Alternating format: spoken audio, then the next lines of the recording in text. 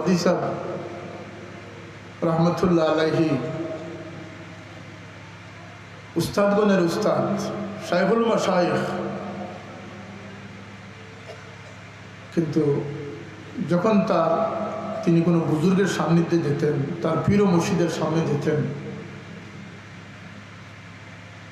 তখন তো তিনি কত বিনয়ী হতেন, এটা আমাদের জন্য শিক্ষা হয়ে গেছে।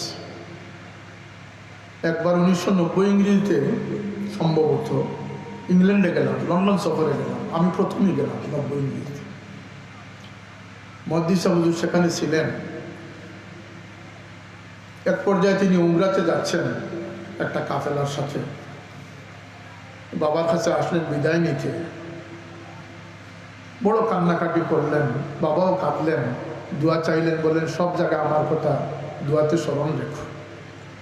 বললেন যে স্যার, আপনার ওসিলেই তো সব জায়গাতে দোয়া কবুল হবে। যাওয়ার সময় ফিরে এসে বললেন, স্যার দুরূদ শরীফের কোন ওজিফার উপরে আমল করুন। সাহেবুল্লাহ বললেন যে আল্লাহুম্মা সাল্লি আলা সাইয়্যিদিনা মুহাম্মাদিন সালাতান দাইমাতাম মাকবুলাতান তুআদ্দি বিহা আল্লাহ কাওলাযিম। আমি চলায় ফিরায় এই দুরূদের বেশি আমল করি, তুমিও সেটা করো।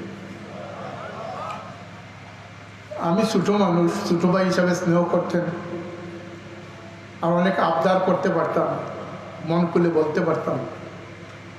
বাইরে গিয়ে বললাম, হুজুর একটা প্রশ্নের জবাব চাই। স্নেহ করতেন, জড়াইয়া ধরলেন, বললাম যে আপনি দুরুদের ওজিফা লিখেছেন, দালালি বেরাতের একটা নসখা তিনি সংকলন করেছেন বাংলায়। তিনি দুরুদ শরীফের ফজিলতের উপরে বই লিখেছেন, মদ্দি সাহেব হুজুর। আপনি এত সব জানা থাকা সত্ত্বে আবার বাবার কাছে জিজ্ঞেস করলেন যে কোন দুরুদের আমল করব। আপনার কি দুরুদ জানা নাই? আমাকে বলুন, ও সাহেব জানা আছে, কিন্তু এখান থেকে যেটা হুকুম পাবো সেটার উপরে বরকত হবে, সেটা আল্লাহর দরবারে কবুল হবে।